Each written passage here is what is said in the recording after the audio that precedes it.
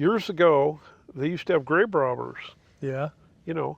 Yeah. And so what they did is they had cannons, Uh-huh. small little cannons Yeah. that were set up with tripwires. If somebody Oh. got close to a grave, a cannon would go off. And they had one of those in the Davis thing. Yeah. That would solve the grave Well, you'd robberies. only have to have Yeah. one go off once and the word would get around. Yeah, exactly.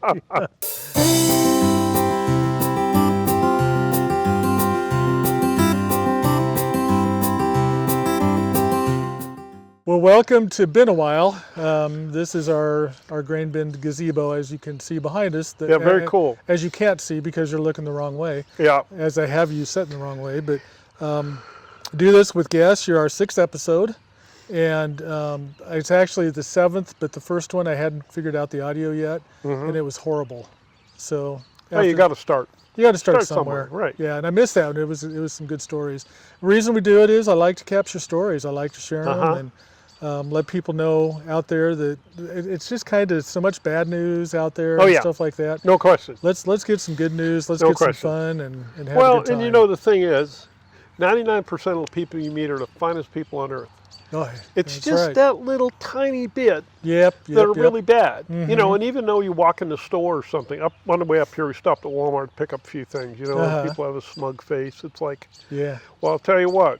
If I was out in the parking lot and I picked up her bag and she dropped, she'd be smiling. Yeah. It just, you know, it takes less muscles to smile than it does to frown. I have heard that So, before. yeah. Isn't that something? But boy, we sure are good at frowning.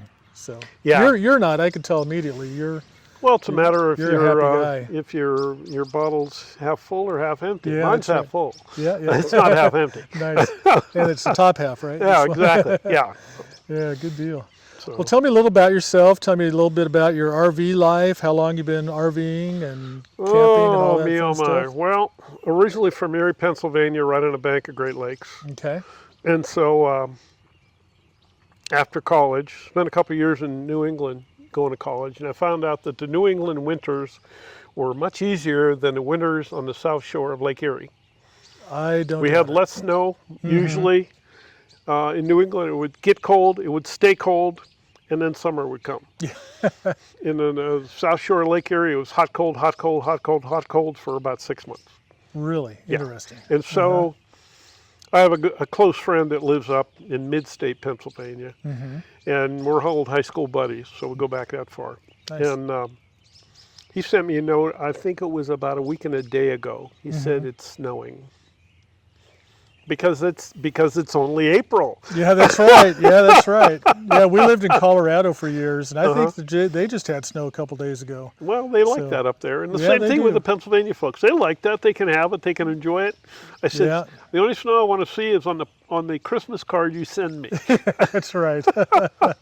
Enough of that stuff. Yeah. So anyway, Good for we you. lived up there for a while. We got married up there. And so shortly after that, I went to work for a local firm, worked for them for 2 or 3 years. And then I had an option to move either to Charlotte or to Seattle.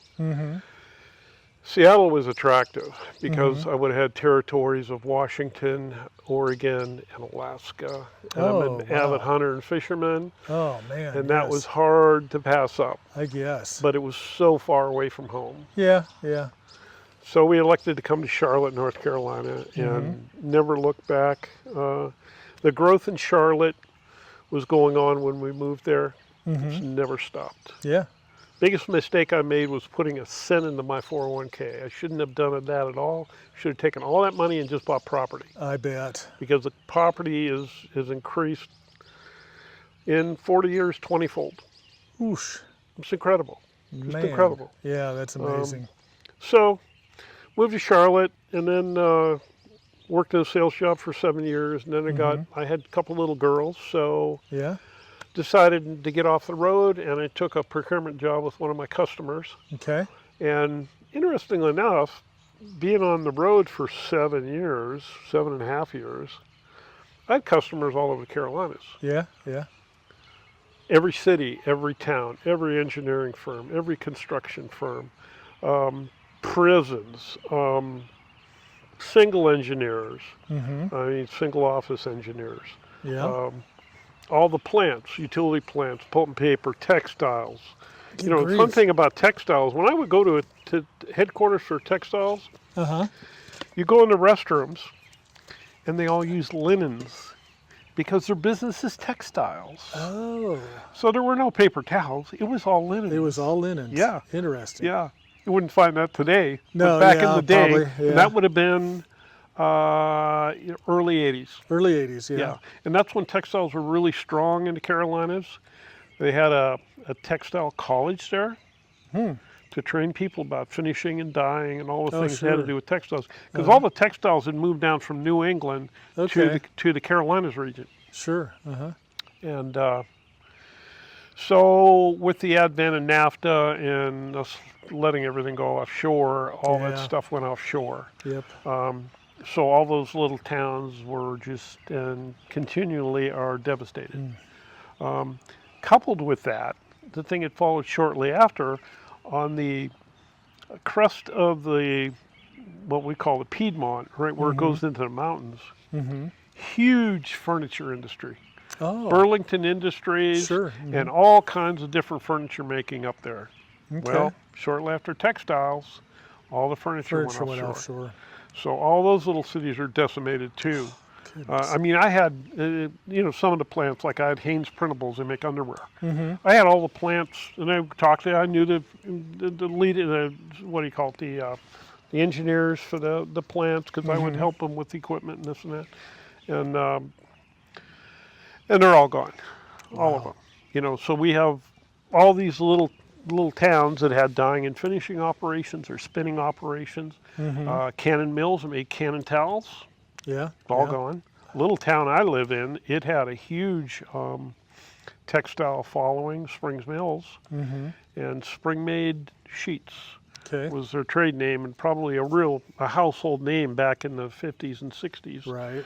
And even in the 70s, but there's nothing left. They're just Man. totally gone. Amazing. Are the so- buildings still there, or are they just... Some of the buildings are there. Some Yeah. have been taken down. In our little town, it was all taken down. Right. But some of the other buildings in some of the smaller towns have been rehabbed and turned into like old folks' homes or apartments Oh, or okay. offices.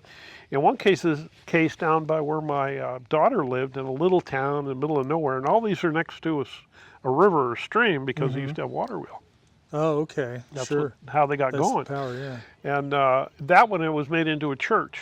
Oh, interesting. Yeah, so they've tried to utilize things that they could Yeah. if they weren't in too bad disrepair. Right. Yeah. So that is going on, has been going on for a number of years, and they try to revitalize it. Now, tobacco industry was the same thing. Yeah. The tobacco industry was loaded in there. Huh. You had because that's another funny story. Uh-huh. Because all my customers are also the tobacco industries because Oh, I okay. was selling steam products and they use steam and all the processes. Okay. Okay. And so RJ Reynolds, Winston-Salem, North Carolina, go to the corporate headquarters, and the building itself is the scale model that was built to make the Empire State Building. Really? So it looks like a little Empire State Building. That's crazy. I never knew that. Yeah, and Never heard that. beautiful, beautiful, beautiful building. I bet. Oh, it's incredible. But I think RJ Reynolds was on the 7th floor where I would go to talk to all the purchasing people when I was selling stuff. And it was so amazing and so different because I would get off the elevator and go over to the reception area, and they had a rack there. It was probably 5 feet wide by 4 feet high. And it was loaded with different kind of cigarettes that RJ really? Reynolds made. Uh-huh. And it had a sign on it that says, "Samples, please take some." Oh, really? And then it said, "Thank you for smoking." But you got to consider their business and market was to sell cigarettes. You're right, yeah. So as strange as that sounds today, yeah. that was going on. And Thank you for smoking. and then early on in moving to that region, because Philip Morris was down there, RJ Reynolds, Laura Lard, probably another half a dozen. And they were big operations. They employed a lot of people. Yeah, yeah. But what else was I thinking about? Oh, the Speedway. because NASCAR is big down south. Oh yeah. So Oh, Darlington, Bristol, Rockingham, and Charlotte, of course. We're right in Charlotte, so we go to races all the time. yeah. Oh, cool. But in the early 80s, when you would go to races, Mm-hmm.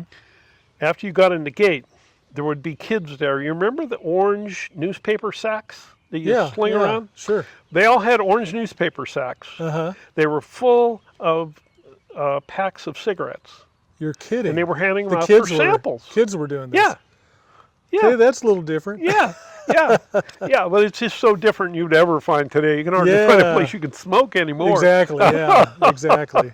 Oh man, Yeah, very different. that is Very crazy. different. I just can't even imagine kids handing out cigarettes. So. Well, you know, and I worked for a lot of different union companies, especially early on, and got a really bitter taste in my mouth about the unions and how wasteful they were. Mm. But when I saw what was going on with the textiles in really the 50s and 60s, Uh-huh. there was a lot of child labor. I mean, a ton of it in the textile mills. No kidding. You know, where you have kids, 9 and 10 years old working in the mills, and there was a ton of that. And then, of course, in the South, the other thing we Amazing. had was a lot of pulp paper industry. Mm-hmm. So we had huge places. One of the companies I workwilliams for was Willamette, who's now owned by Weyerhaeuser. Mm-hmm. So they had, hundreds of acres of forests. Mm. And even some of the other utilities, like I used to hunt in the Duke Power Hunt Club, even though I was a customer. Mm-hmm. And they had an area north of Lake James that we could hunt in that was designated for the Duke Power Hunting Club. Okay. I think that was, I'm thinking it was like 1,300 acres. Wow. Yeah. It was like the whole mountainside. That's a lot of space. Yeah. Yeah. Goodness.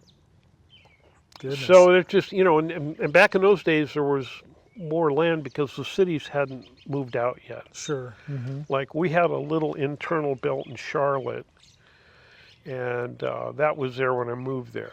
Mm-hmm. It was just kind of a halfway. And they finished that up, and then they put an outer building, I don't know, about 15 years ago. It's 2 to 3 lanes to 4 to 5 lanes wide, and it's always packed now. Yeah, yeah. Today it is. Yep. They need an outer belt now. Yeah, I don't because the doubt it. growth, Just keeps going. Yeah. and that's what I saw. I mean, we moved there in '81, and the growth has gone at a 45-degree angle. It never stopped. That's crazy. Never stopped. Wow. But I've seen that with a lot of other areas too. Greenville, South Carolina, it's the Sure. same way. Yep. Atlanta, of course, has done the same thing. Mm-hmm. I'm trying to think. Some of the other cities that we were in, Albuquerque was doing a lot. We spent a lot of time in Albuquerque, and that's doing a lot. Yeah. So it seems like all the people that are in the blue states are moving to red states. Yeah, that's true. So yeah. we're Big seeing crowds. a lot of that. Yeah. Yeah. So anyway, had a couple girls, got into purchasing, and then after that, because I had so many customers, it's kind of comical. Mm-hmm. I was always looking for work because in the construction engineering business, you're only as good as long as your project's going. True. So in most cases, we were 2-year projects, Mm-hmm. and it was usually greenfield, erected boilers and turbines and things of that sort. So most of them were 2 years. But we built boilers bigger than Nebraska City out here. Oh, really? Yeah, we actually, the one company I work for, we build them in Sweden, Mm-hmm. ship them over and assemble them here, Wow. and put them together. Goodness. But, So when you say boilers, you're talking about nuclear power, or is this something well, different? no, really everything, because when I first got going with a Swedish company, I was working in their headquarters, and it was recovery boilers for the pulp and paper industry. Okay. And what they are is they're actually a recycling Mm-hmm. machine. Oh, okay. So when we import those boilers Mm-hmm. for that service, it's a different duty, Okay. a different tariff, I should say. Well, it's a duty. Mm-hmm. And so what it is, it's a box, and it's about, depending on the size of the unit, it could be 45 to 60 feet inside square, Mm-hmm. and about 150 feet tall. 150 Yeah. feet tall? Yeah. Wow. And then it's got back end stuff that goes, it kind of goes up and out, and Yeah. economizers. But all the balls are stainless steel. The whole furnace is stainless steel, Wow. and the heat is generated. Well, you've got two things going on. The water goes into the tubes that create steam that goes to the generator Right. or to the system to help power stuff that is by steam. But it also cools the boiler too, because you Okay. can't exceed the temperature for the stainless steel. Sure. But anyway, what they do is they go ahead and they take the washed material from the pulp and paper process, and it's got lignin in, which is the fibers from the wood and all kinds of stuff. And they take that and they cook it, Okay. and it goes through a series of, I think it's 5 to 7 stages of evaporation. Wow. So when it goes in, it's like a wet slurry. Mm-hmm. But when it comes out, it's like, be a good example.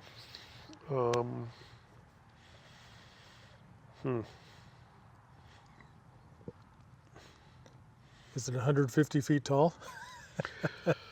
It would be comes like out? bunker C oil. It's a real thick, Oh, okay. not peanut butter. It still flows. Yeah. If you heat it, it flows. Yeah. And what they do is they take that and they have what they call liquor guns. It's called black liquor. Okay. So the BTU comment, or the BTU content, is off the scale. Wow.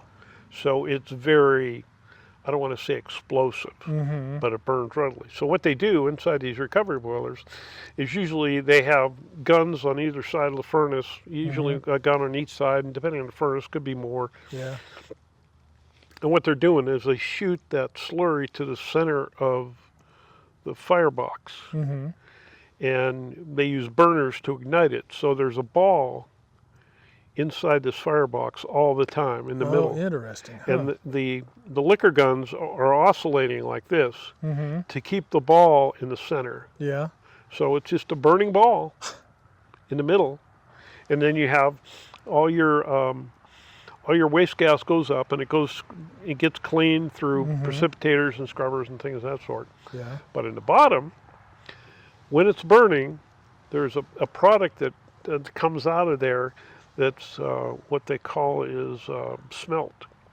And it's liquor that drops down. So the bottom of the furnace is wet, Okay. and that's pulled off. And that wet material is used in the lime kilns and other parts of the process Huh. as a recycle. Sure. So they recycle that whole thing, Wow. and it saves them buku's amounts I of money bet because it they don't have to does. buy chemicals. Right. They're making the They're chemicals. making it. Yeah. Wow. Yeah. And then the other ones were, large-scale utility plants like Nebraska Breast City. yeah.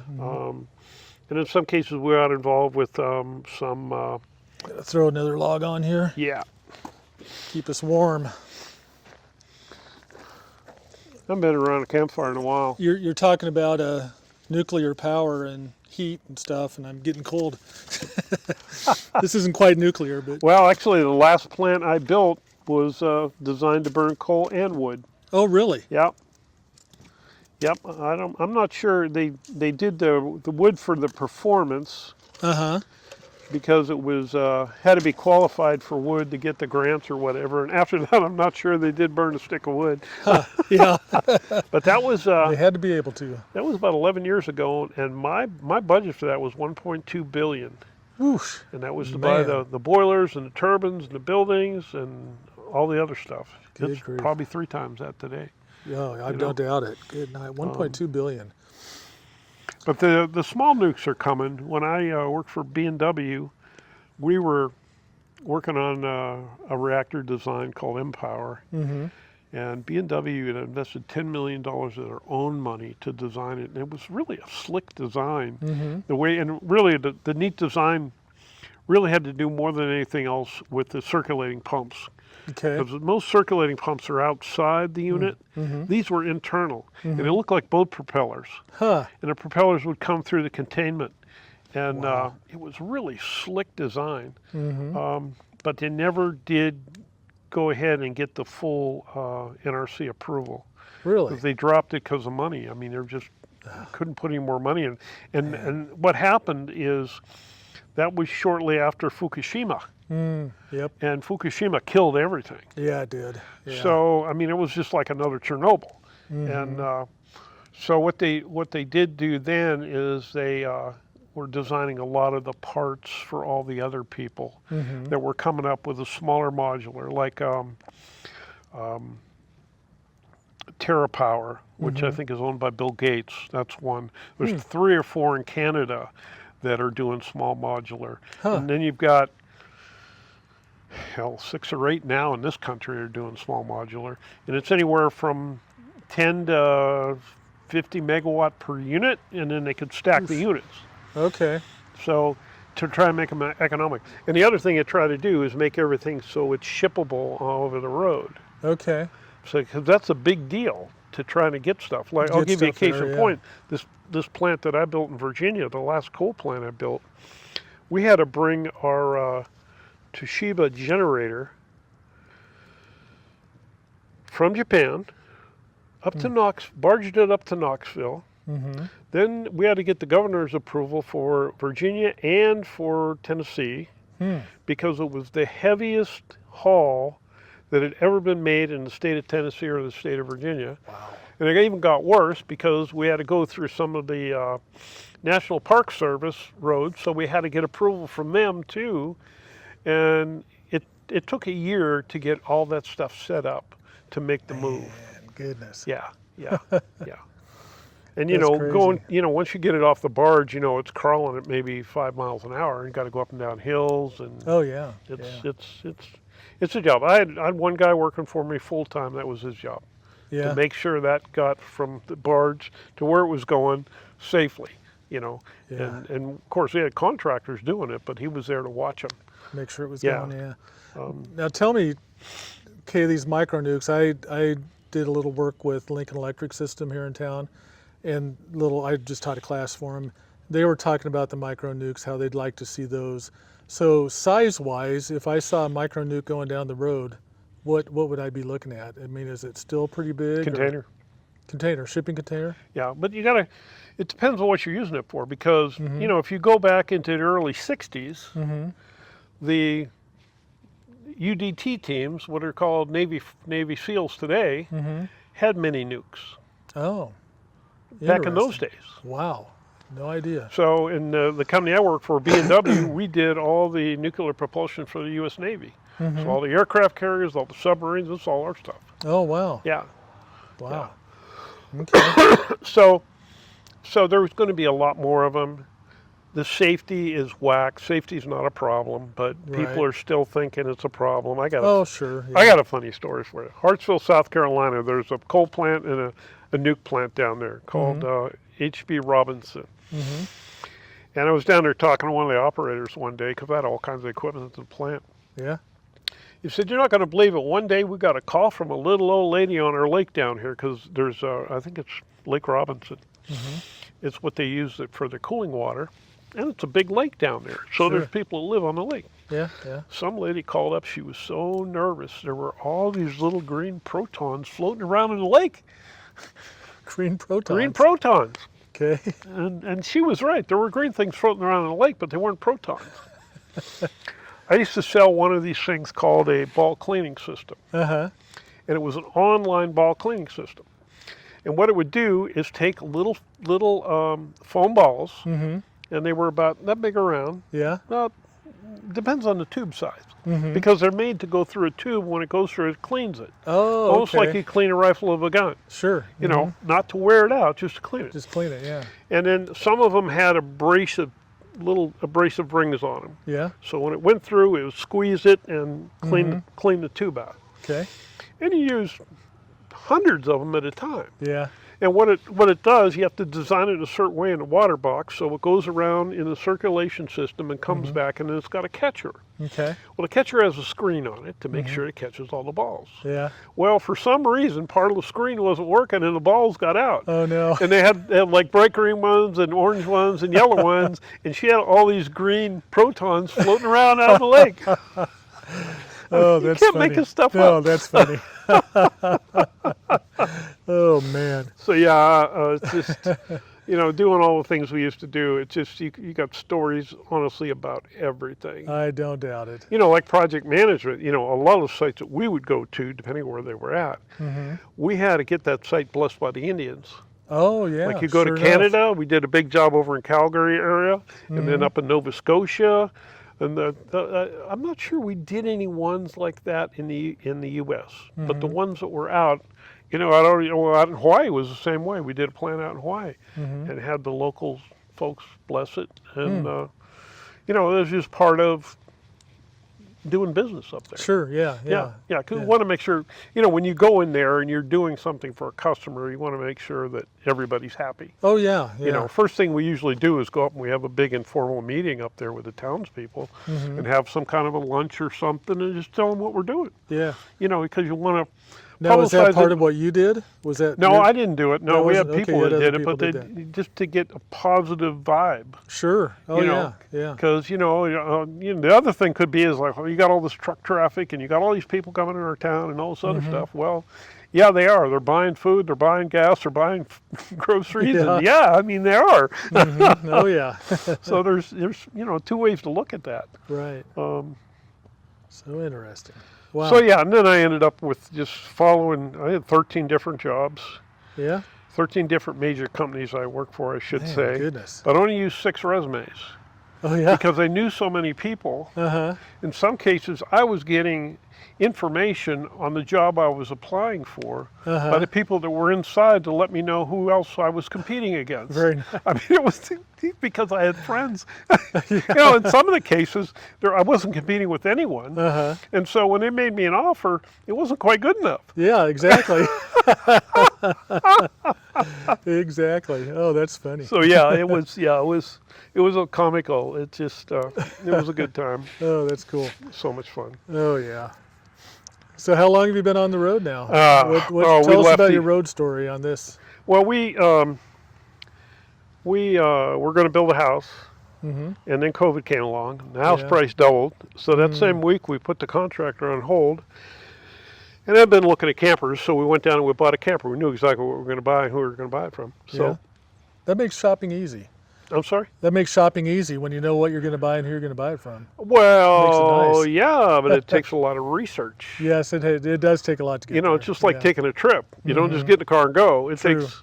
Yeah. I used to, for about 15 years, I used to take a bunch of motorcycle guys on the best sport bike roads on the East Coast. Oh, wow. And depending on what year we went, we'd go to Maine or most of the time we would go to the Carolinas, Tennessee, and Georgia, and some of Alabama. Okay. And nice. Usually those trips were anywhere from 9 to 11 days long. It easily took me 40 hours of planning. Wow. You know, because I had to go certain roads. I had to get people to certain places for lunch and dinner, right, and stay overnight. And you know, like you were talking about, if I had more than 5, it was herding cats. Yes. Yeah. Because it's like, oh, we just want to take a break. Well, you can't take a break for 5 minutes. The minimum's 20 minutes. Yeah. But you know, if I have 20 minutes 3.5 or 4 times, I mean, I'm beyond an hour, and you want to roll into wherever you're going to sleep, you know, an hour after dark, because that's what it's going to take. Exactly. You know, because you got the route planned and whatnot. Yep. So it all takes a lot of planning. But yeah, we decided to start traveling. So the camper was built, well, actually summer of 2022. So we started traveling then. I think we went to Florida. The next year we did a southeast trip. I'm sorry, southwest trip. Because we love Albuquerque. Yeah, that's cool. And so we had friends in Texas. So Dallas was the first stop. And then we went to Carlsbad, then on to Albuquerque, Santa Fe, Taos. We did all the things we could think of that we'd like to do in New Mexico. A couple unusual things that were down there that not everybody would go look at. They have an array down there of listening dishes. Okay. I think I've heard a little bit about that, but I don't. I'm trying to think what they call that. I think they call that the largest array or something like that. But anyway, they have 27 of these dishes mounted on specially built rail cars. Huh. The dishes look to be 30 to 40 meters wide.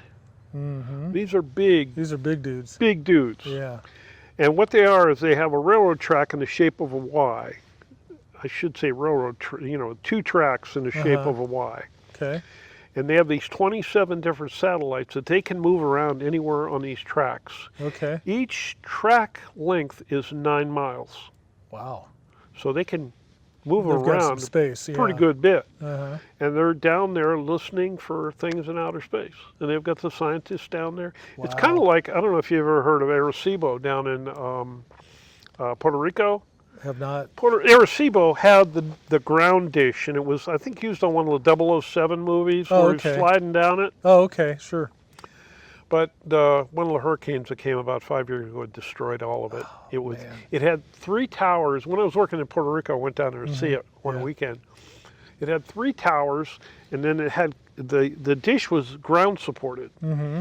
and then the towers had cables that went to a center receiver. Mm-hmm. And so they were using the receiver up here rather Okay. than at the bottom of the dish. Oh, okay. Yeah.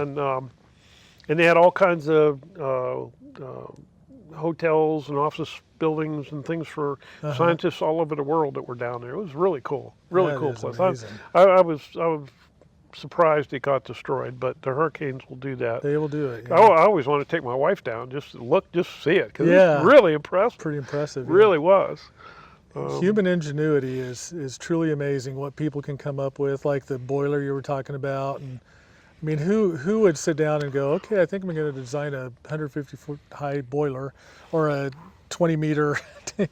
Obviously it's iterations over the years that No, gets and it to that. that's but- exactly what it is. I mean, it started out with stuff like this, and Yeah. how you can do things better. You get a hotter fire, so you can do your ironwork, so they have the bellows on it. Yeah, the old yeah. bellows. And Oh yeah. there's all kinds of ways to skin the cats, and Yeah. those guys, in the 1800s and early 1900s, I mean, they were pretty creative. They were. Yeah. You Absolutely. Yeah. know, Some amazing things. and it's going to be interesting now as we move into the next step with AI. Oh yeah. Yeah. Because it's even going to get crazier. I mean, you put a different 100 Yes. heads together in a room, they get all kinds of ideas, but this is like putting 1,000,000 heads together in a room. Yeah. It is. It truly is. So, oh, yeah. Goodness. So yeah, we've been traveling. We did a southeast thing. We're gone for 100 days, Mm-hmm. and then we bebop. We have a cottage on the South Shore of Lake Erie, so we usually spend a month up nice. there every Good. year Good for in you. the summer, not Yeah, in the winter. I was going to say, yeah. And then this last year, I'm a airplane buff, so we spent a week up at Oshkosh at the airplane show. Nice. Oh, cool. That was incredible. Yep. Have you ever done the Balloon Festival in Albuquerque?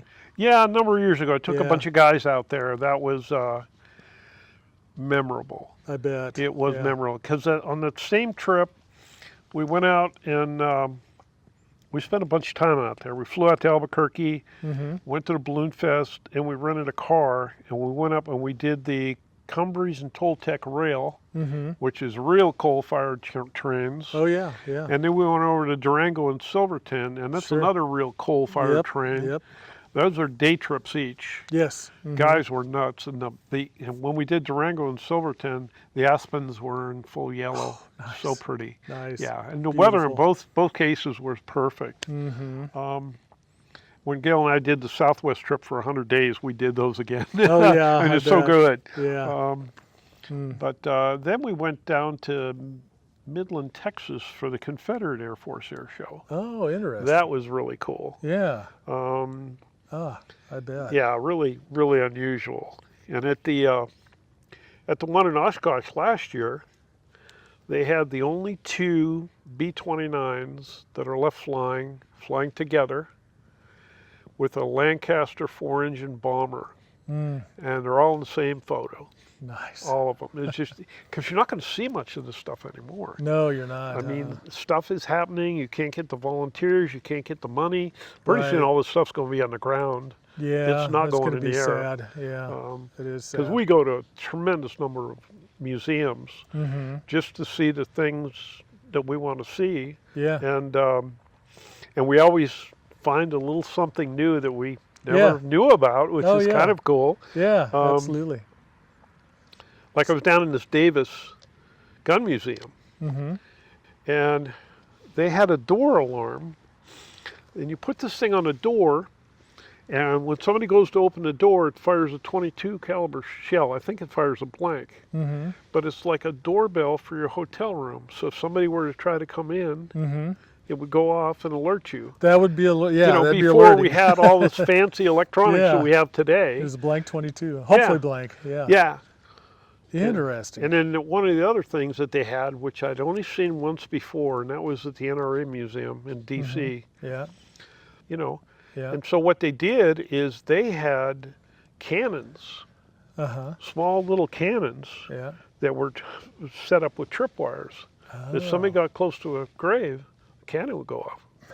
And they had one of those in the Davis thing. Yeah. That would solve the grave robberies. Well, you'd only have to have Yeah. one go off once, and the word would get around. Yeah, exactly. Oh man, I can't even imagine. Boy. Well, Oh, you know, isn't that fascinating? Yeah, takes care of the grave robber. Yeah, it does. It does. Oh goodness. Yeah, we were. Have you heard of Glorieta, New Mexico? Have you been in that area? Not It's that I between, know of. It's close to Santa Fe. I think it's on the other side of Santa Fe from Albuquerque. But we spent some time there and found out there was a big Civil War, a piece of the Civil War that was fought there. Really? The South was trying to get up to the Colorado gold fields.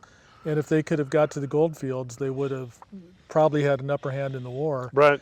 And it's just some amazing stories. So that would be yeah. like southwest of Los Alamos? Well, no, it would be, so Santa Fe is, boy, I'm terrible with directions. I'm trying to think, is it I-35 that goes through there? Oh, heck, I couldn't tell you. Yeah, I I just can't followed remember. GPS. I hear you. Anyway, it's on the other end of, I know that Albuquerque is south of Santa Fe. Right. So it's, Yeah, it's a little bit south, yeah. southeast. Yeah, yeah. So in the I think it was just right outside of Santa Fe was where the, probably just on this side where Glorieta is of Santa Fe. So Wow. anyway, but yeah, I So- guess that they put the interstate in and covered up a whole ton of relics, Civil War relics that were there. There's some pretty fascinating stories. We had a guy tell us all about it and how the South was on the way up into Colorado, and the North was able to come around behind them and get them from both sides and stop the encroachment. If I remember the story correctly, somebody will correct me, but Yeah, that's how I there's, remember it. you know, with all the battles and all the wars and everything, there's just so much stuff. It is. It really is. I mean, yeah. just being down at the World War I Museum, the detail of what they had down there was incredible. Oh, I bet. I mean, we kind of cruised through it. You could easily do 2 days there, easily. Yeah.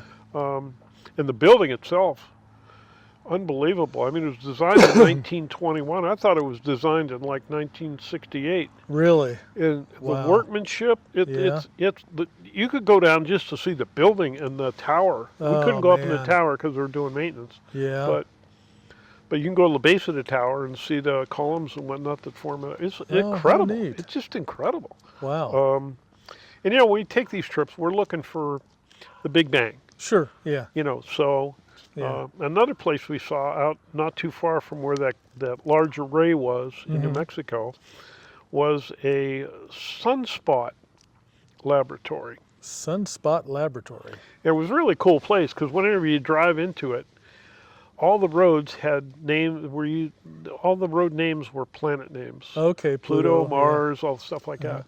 Except is and- Pluto the one that's not really a planet? I can't remember. I think they're all planets, but Yeah. whatever. Whatever. Yeah. Anyway, we got there and there was a guy giving a talk that was a local college professor that was the guy with the most knowledge about it. So we Sure. listened to that for a while. Yeah. And then we went over to where you could see the sunspots. And it was built by the Navy because the sunspots in World War II were affecting the bombing. Oh, really? Really. So it has this great big tower. It's, Huh. probably 100 feet above the ground. I don't know how far down in the ground it goes, Yeah. to watch the sunspots. And what they Wow. do is they take the projection of the sunspot and they put it in a way such that you can look at it without really looking at the sunspot. Oh, sure. And so you're looking through this little scope Mm-hmm. at an actual happening sunspot, at Okay. least when we see it happening, not when it happens on the sun, Right. of course. Yeah. But it's really cool. Oh, I bet. Yeah, they're really cool. Yeah, it's like a big pencil Uh-huh. that sticks up, Huh. and it's just different Interesting. stuff. Just Yeah. different stuff. So you go for the out of the ordinary, the not necessarily the mainstream stuff that everybody's going to. You kind of look for the.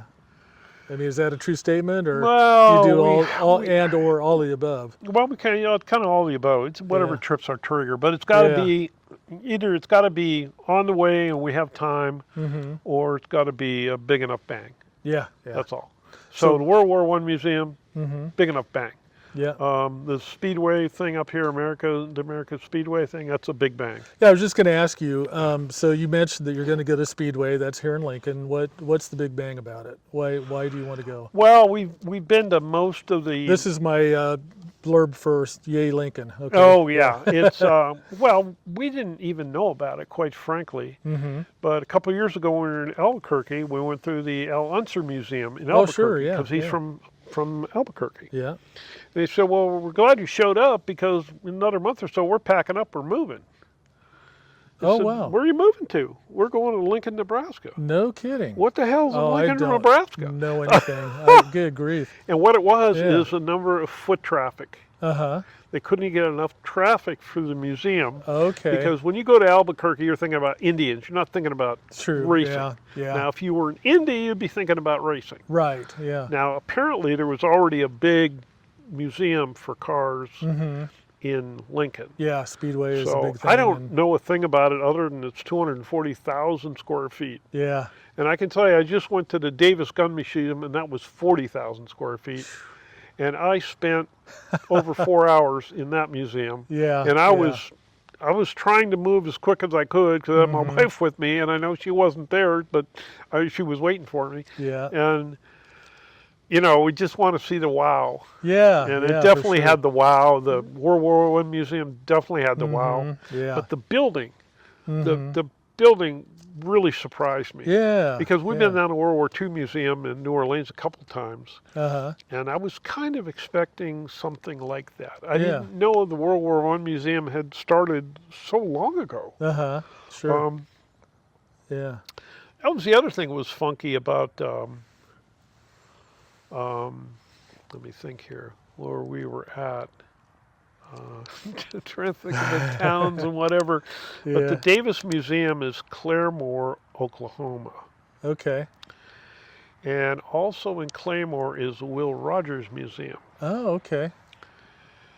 The Davis Gun Museum has a tomb in there where him and his wife are buried. Okay. The Will Rogers Museum has a tomb where he's buried. Sure. Uh-huh. Those are the only two people in the state that aren't buried in the cemetery.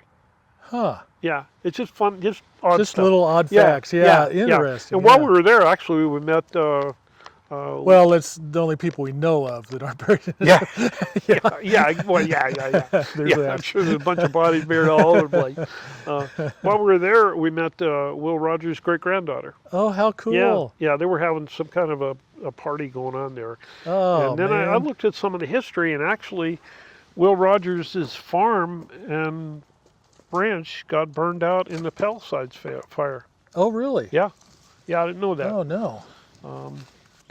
Yeah, that's not good.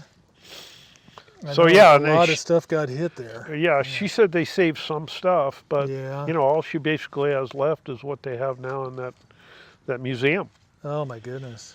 So, but what a tribute to Will Rogers! That museum was incredible. Oh, yeah. Um, I've been to the Will Rogers Shrine. That's on top of over the Broadmoor in Colorado Springs, okay, and that's neat. But it's really small. There's not much to it, and I'm not doing a very good job here. But try that there. You stay. Yeah, that'll keep us for a little bit. So yeah, Yeah, Will Rogers, he's quite a guy. So anyway, So. getting back to last year, we did the Wisconsin thing Mm-hmm. and spent a week at Oshkosh, and that was more than I expected. It was an Mm-hmm. incredible show. Yeah.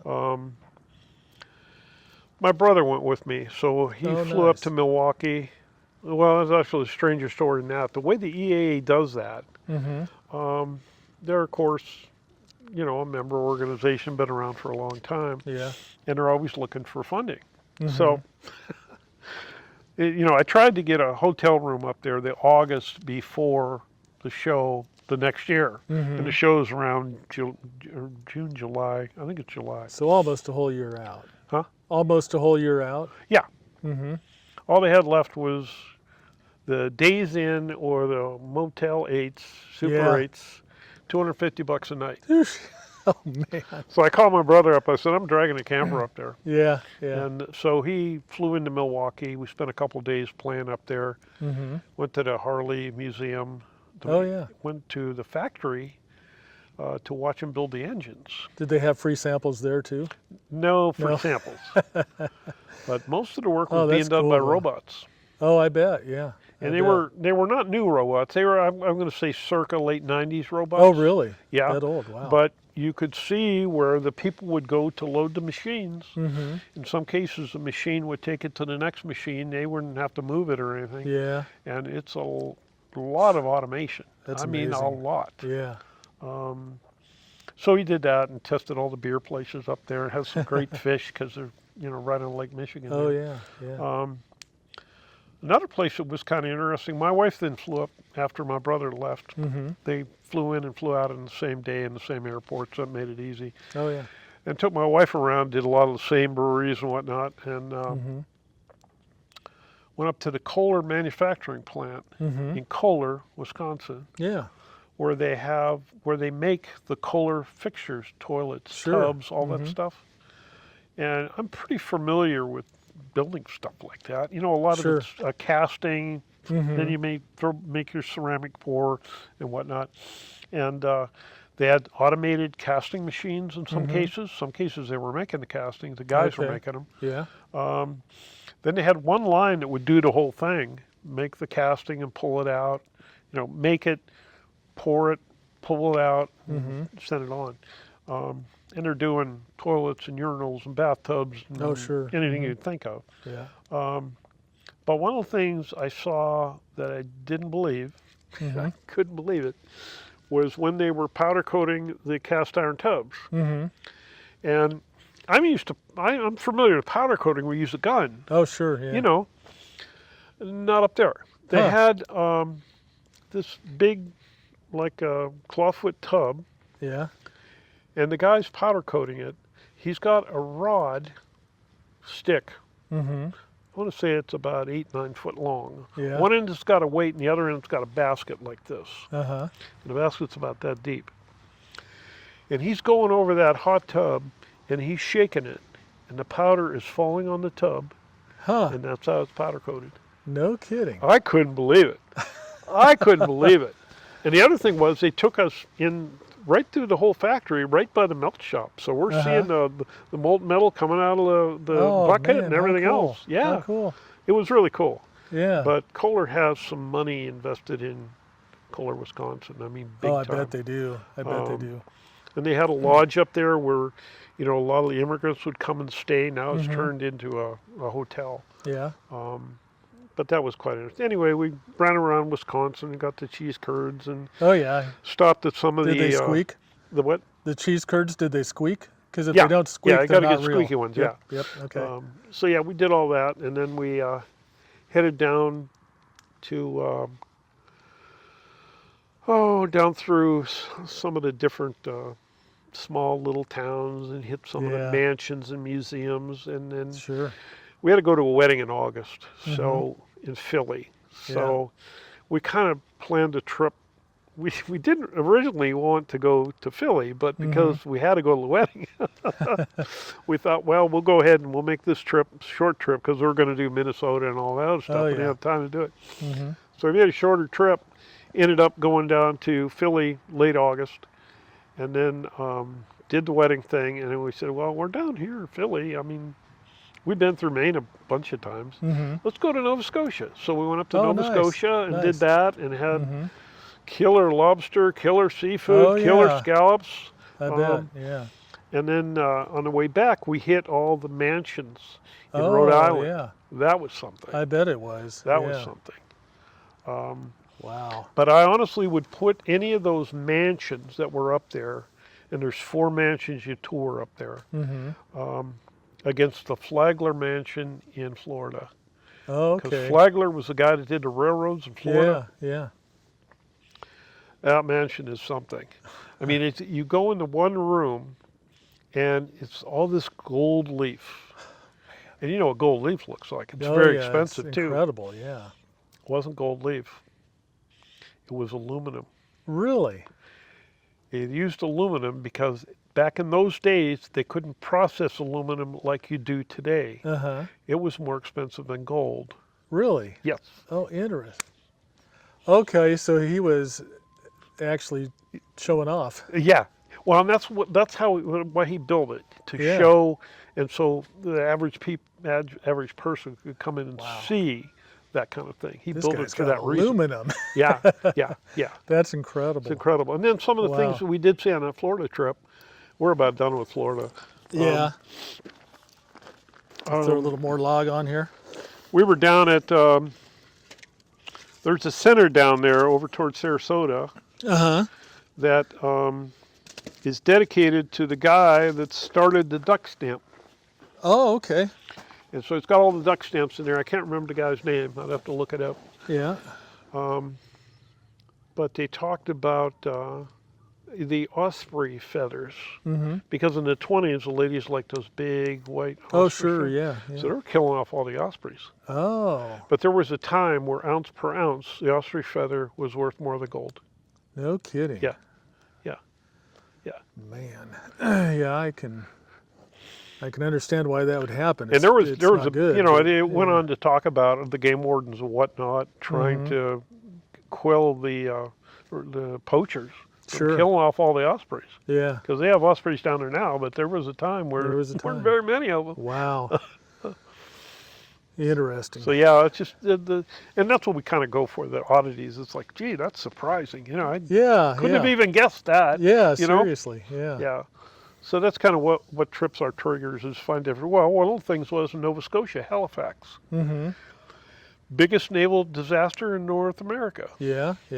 What they did is, I guess 1800s or so, there were a couple ships out there in a harbor, and one of the ships got loose and hit another ship. It was loaded with munitions. Oh, man. Half leveled the entire town.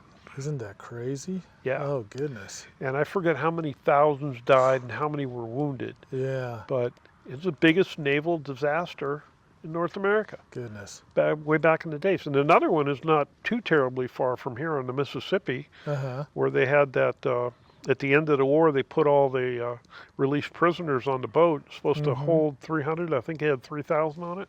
And it got sideways in the Mississippi River. The water hit the boilers and the whole thing exploded. Boom. Oh, goodness. That was the biggest one in the U.S. Yeah. Right after the Civil War. I haven't been down there yet, but I'd like to get by there if I could. Sure. It's probably just a plaque there, I'll bet you. Yeah, But- it might not be much. But I'd be just worth like to see seeing. it. But I Sure. was shocked about Halifax. I had no idea Yeah. they had a huge naval. They had a whole thing in the museum about it because they had a Titanic museum up there. Oh, okay. Talked all about the Titanic. But that was part of it, where they talked, the whole lower section was about, destroying Halifax. Yeah. Oh, goodness. Man. But yeah, those it's- are the kind of things we look for. yeah, for different sure. things. Did you get out to Oak Island? We didn't get out there. We went by it. Oh, did you? We were up Yeah. at Peggy's Cove and had some amazing lobster rolls. Yeah, I bet. Yeah. But we didn't get to Oak Island. Yeah. Have you seen But that everybody show at talks all? about it. Have you seen the show at all, or the mystery of No. the Curse of Oak Island? I No, guess it is, that's why I really had no knowledge of what Yeah. was going on with it. Yeah. So Yeah. It's an interesting. I've watched the show on and off, and supposedly there's a big treasure trove up there, and they're relentlessly going after it. So if it's there, they're going to have the whole island dug up. But they'll find it if it's there. So anyway, Well, it's like down pretty where we interesting. live. There's the they used to they have a place down there called Reed Gold Mine. It's a state park, and it's Mm-hmm. where gold was first found in North Carolina. Okay. And we have a mint. We had a mint down there where they minted the gold. Oh, sure. Yeah. And when you walk through there, it's like a free state park tour, and they Mm-hmm. have a film strip, and you can go walk in the mines and this and that. Oh, But as you're nice. walking out to the mines, it looks like somebody went. It looks like it was an old mortar field Hmm. because it has little, indentations that are about 6 feet deep and 12 feet wide everywhere where Oh, people were wow. digging to find gold. Oh, okay. Wow. Goodness. It's just, even after all the years, there's still, still have the indentations. But Yeah. Wow. That's something else. How fun. Yeah. There's a place out here, Audubon, not Audubon, but Nebraska Audubon, that you can go out and see some of the ruts from the wagons heading to the oh, west. really? Yeah, That'd it's be kind interesting. yeah. So Yeah. I mean, all it is a wide spot in the road with some ruts, but it's still kind of interesting, the history. And so there's a few things around Lincoln that are pretty. We have the roller skating museum here in Lincoln, Oh, really? National Roller Skating. Uh-huh. We actually had the national champion speed skater for inline skate stay with us. He was one of our guests here, and for his age group, and he was in the 65 to 70 age group, somewhere there. But he was a Wow. 67-year-old, and he was speed skating. We got to go watch him, and it was fun. So Yeah, that's anyway. amazing. With some of them, I had an attorney buddy I worked with, and Hmm. he was playing hockey well into his 70s. That's awesome. I love that. I'll be happy if I'm walking in my 70s. Exactly. Yeah. Exactly. Oh, that's great. Um, That's great. Now, what do you recommend? What's your? well, I've got a fiberglass one, and Mm-hmm. it doesn't have any wood in it, Uh-huh. so it's built like a boat. Yeah. Are you familiar with a Boston whaler? The name only? Yeah. Well, it's unsinkable, Oh, okay. and that's its claim to fame. But it's built the same way, so it's got Okay. hand-laid fiberglass. What they do is they make the molds in two halves, Uh-huh. and it's the same mold for each side. Okay. So, and it's in kind of the shape of a boat, Mm-hmm. like a hull in the front. Okay. So in the front, it's pointed for Sure. wind resistance for Oh, one yeah. thing. Yeah. But anyway, it's hand laid, and I'm not sure exactly how they do it because it's gel coat on the outside. Mm-hmm. So I don't know exactly how the gel coat goes on, but I know the fiberglass inner parts are hand laid, Mm-hmm. and then they put a foam thing in there, Mm-hmm. and then the inner core is hand laid fiberglass too. So it's Okay. about this thick. Oh, wow. I have some samples I could give you. Mm-hmm. And so that foam does give you a little bit of insulation, Uh-huh. but it's so structurally rigid. Yeah. And then the way they market it, they don't put any penetrations in the roof. Okay. So there's no way any water can leak in, at least from the roof. Right. Now, Uh-huh. if you back it down a boat ramp or something, it'll come in from the floor because they have penetrations in the floor for air Okay. because it's so tight. Yeah. It gets condensation in okay. it early. So we run Okay. a dehumidifier to Sure. pull the condensation out. Yeah. But its claim to fame is that it's all fiberglass. It comes with a galvanized steel trailer, Mm-hmm. and it's got beautiful oak or maple woodwork inside. Hmm. So all the structural parts are the fiberglass, Mm-hmm. and then the trim on the inside is wood, and Okay. the trailer's all galvanized. Okay. So that's really what you're paying for. Okay. And then can you share the brand or it's called Snoozy, Snoozy. SNOOZY? Yeah, they're made Okay. in Columbia, South Carolina. Okay. And they've built, it's gone through a couple ownerships.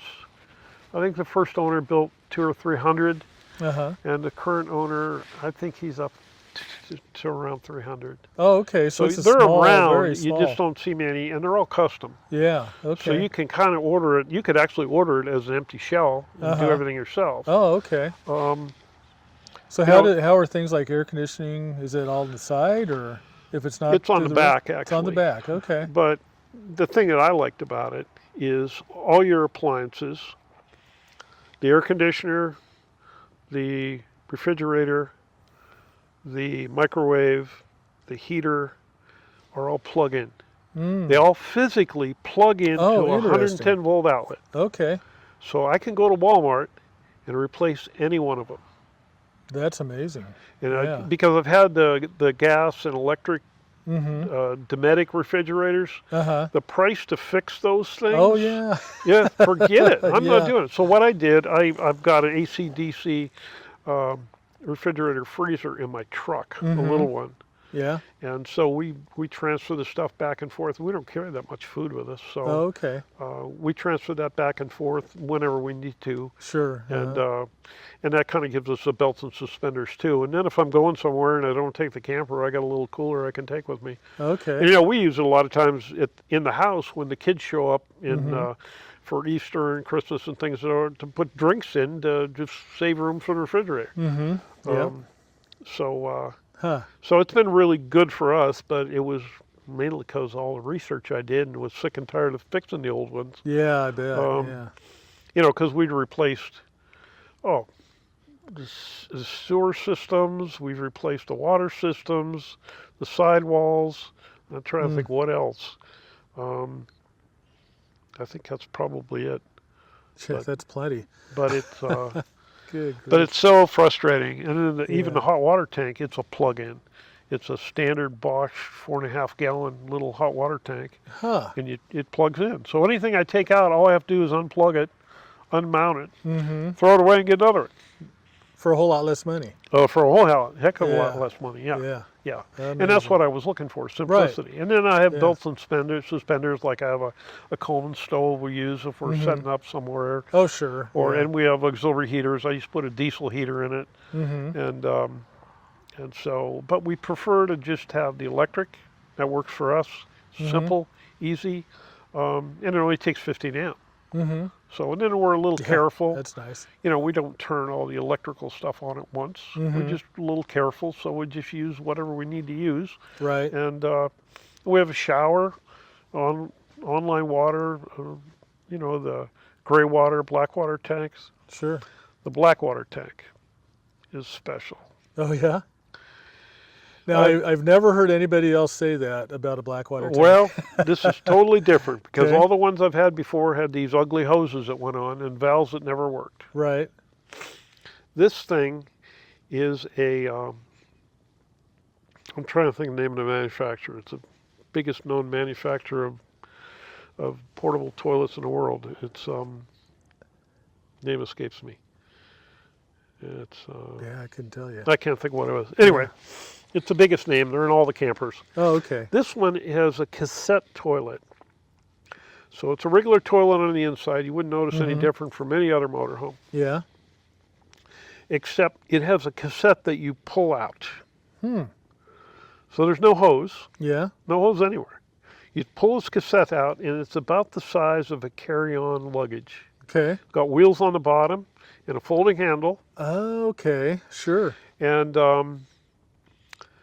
you can take it and dump it in any restroom, Yeah. any dump station. Wow. Because it's on wheels, you can roll it That's around, cool. Yeah. and I think it holds about 4.5 gallons. I don't think we ever filled it up. But the neat thing Yeah. about it is, if you have any problems with it, you can replace the parts on the rollout or throw it Mhm. away and get another one. Yeah. Yeah. I mean, it's so simple. So it's made simple. Everything about Yeah, it is everything. simple. Yeah, and that's what I loved about all Yeah. of the design. And then you Snoozy. have those are running. I think they're by the time you get it, you're going to be above 40,000 Yeah. new. But used ones you can get anywhere from 25 and up. Yeah. Then there's a couple other models they make. Not that company, but other companies. There's a Mhm. Canadian company that makes a higher level one, Mm-hmm. and then another American company makes a higher level one. But they're running. I think the American company is starting around 70 grand, Mm-hmm. and the Canadian one is starting like 120, 130,000. Wow. Those are. And these aren't big campers. Mine's like 15 feet. Yeah. The, Yeah. the cabin's like 15 feet. Mm-hmm. I think the 70,000 one, it's probably 19 or 21 feet, Mm-hmm. and the other one probably not much bigger. Yeah. But depending on which one you choose, it's different construction. Like I think, I'm not sure which one it is, but one of them is made in 4 pieces. Mm-hmm. And so you have an inner fiberglass and outer fiberglass on the top and the bottom. Okay. And then the other one, I'm not sure what that one is. But Hmm. there's 2 other higher levels, but they're a lot more money. Yeah. And they're a lot more space. So it's Sure. just, it just depends on what you want. I mean, Yeah. I can sleep 3 people max. Mm-hmm. And that's tight. Yeah. Yeah. But the thing I like about mine, I've got these huge windows that pop out Oh yeah. like a, what do you call it? Bay window or? Well, no, they're like a food truck. Oh, They okay. just pop Oh, right I out. gotcha. They're on shock absorbers. Oh, okay, sure. So I've got 2 big windows on one side and one on the other side, and it seems very spacious Sure, yeah. because you've got all these windows All around that you. space, yeah. Window space, yeah. But it's really set up for 2 people, Yeah. or 2 people and a dog or 2. Okay. So it's, everything you buy is going to be limited. Yeah. Oh, yeah. So we had the one-piece designs where you had to worry about parking all the time. Mm-hmm. If you have a pickup truck and a small camper, you can go anywhere a landscape trailer goes, Yeah. which is virtually everywhere. It's pretty much everywhere. Yeah, Yeah. Even here. Yeah, Yeah. yeah. Well, I mean, the cities are the problems. Yeah, that's parking true. and everything Yeah. else. That's true. Because we had bigger campers and motorhomes. It's bare to park some of these things sometimes. Yeah, it is. Yeah. And usually where we're going is not a place that's unpopular. Right. Yeah. So yeah, Yeah. that's part of it too. Oh, wow. Amazing. But yeah, the RVing it's a great way to get around. We last trip we did to Wisconsin up to Nova Scotia, I'm not remembering the mileage. I'm thinking it was around 11,000 miles. Yeah. And it was, I think, 66 days. Mm-hmm. When I ran the numbers, it came in at about $180 a day. Yeah. Yeah. That's everything. And typically what we're doing, we're heading Can't high-end. find a hotel for that. We're heading high-end restaurants. We're paying for gas. Oh, you're including the restaurant in the 180 I'm including day? everything. Oh, man. That's Event fees. amazing. Because you have to pay. Go to World War II Museum, you got to pay for Sure. that. Yeah. Now we do have national park passes, Oh, sure. Yeah. and we typically stay with the Elks Clubs. Okay. Elks Clubs are usually $20 to $25 a night, Yeah. Yeah. and a lot of times you can get a dinner there, Mm-hmm. and they have drinks there, of course, Sure. if they're open. If Like they're the, open, yeah. The one down here we stayed at, it wasn't even open. I just left them an envelope Oh, okay. when I left. They didn't even know I was there. Yeah. But that's worked out so well. Where we can't find Elks Clubs, we try to use the Boondockers. Sure. And my preference is the Boondockers, not Harvest Host, Oh, really? because I want electric. Oh, okay. Harvest. Yeah. Yeah. And yeah. you would not believe the people we have met on Boondockers. Yeah. Yeah. Yeah, we met one couple in Florida. We were going to, we were doing a bunch of stuff in Florida, and weren't really paying attention to what day it was, Yeah. because we're retired. So we sure. did not Yeah, who always know cares? what day it is, right? Yeah. So we're going to Cape Canaveral. We've been there a couple times. We wanted to go there again.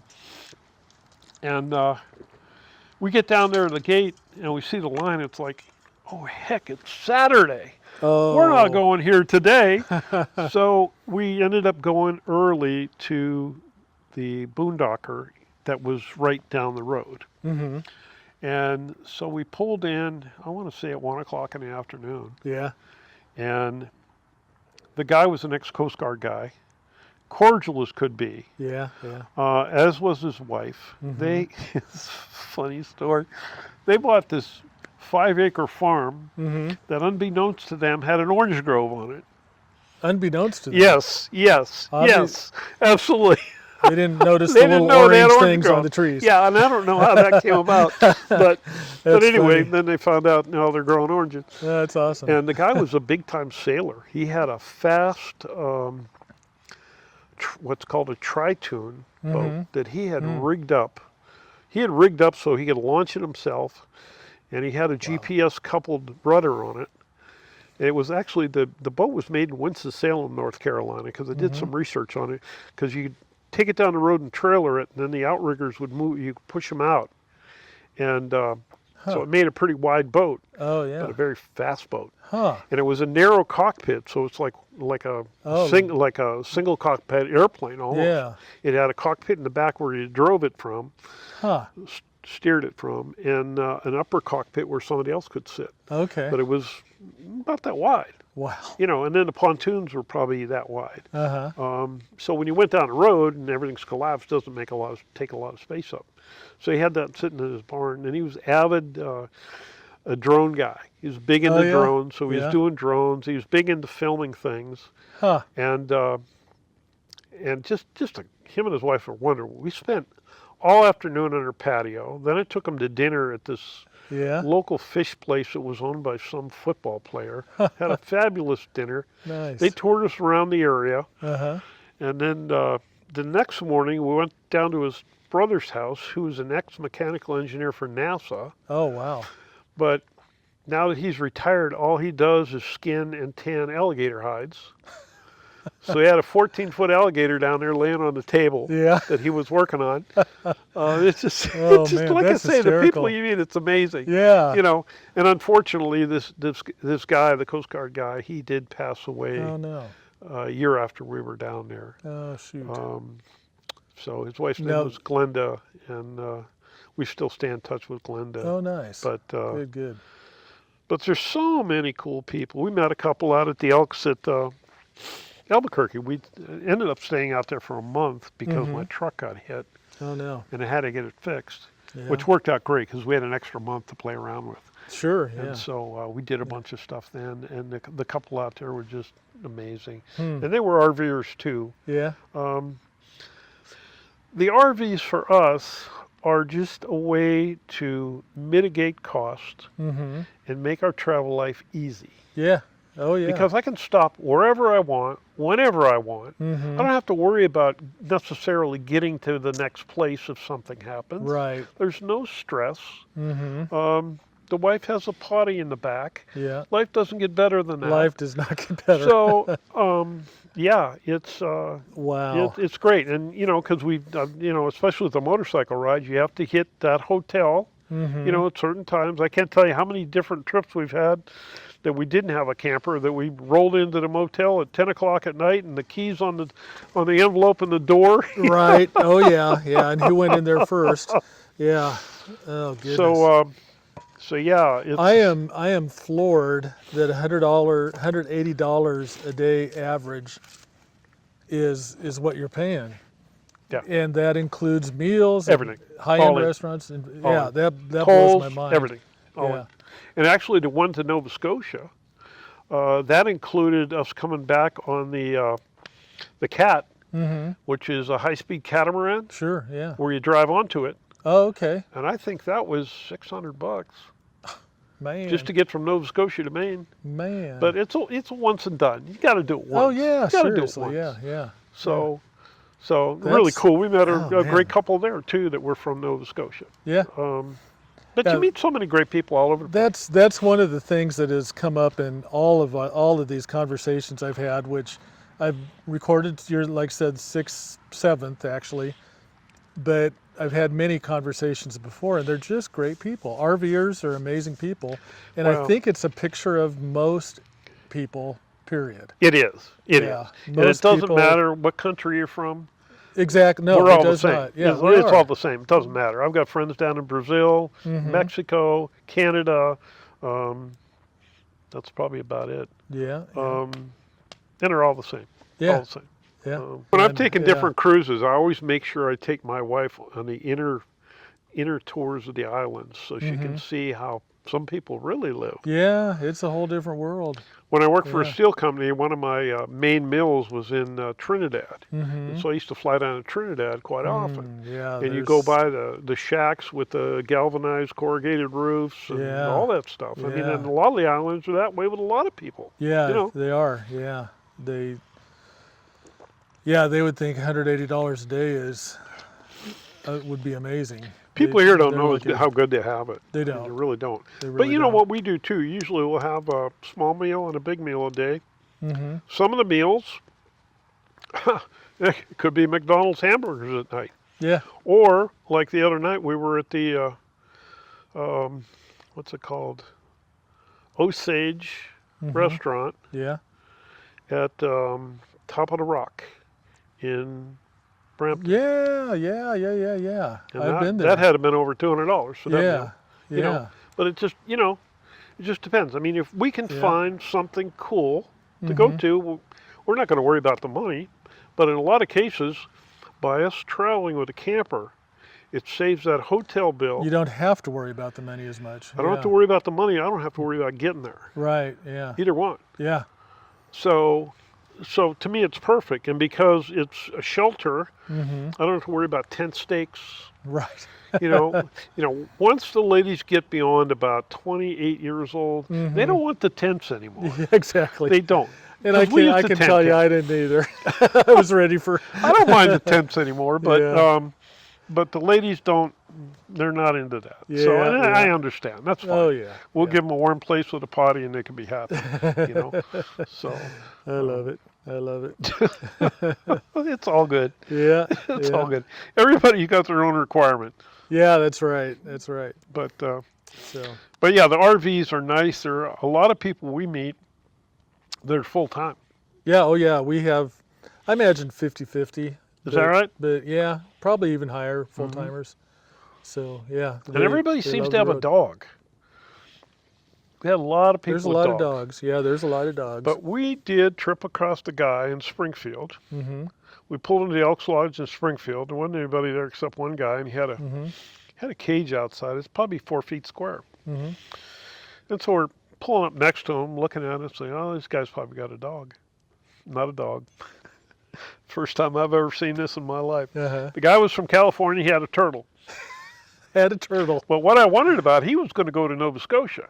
Oh. I'm not sure how that works with customs. I don't know. That's a good question. I can see a dog. Yeah. But a reptile? Yeah. I'm not sure. I'm not sure that'd make it. Yeah. Oh, interesting.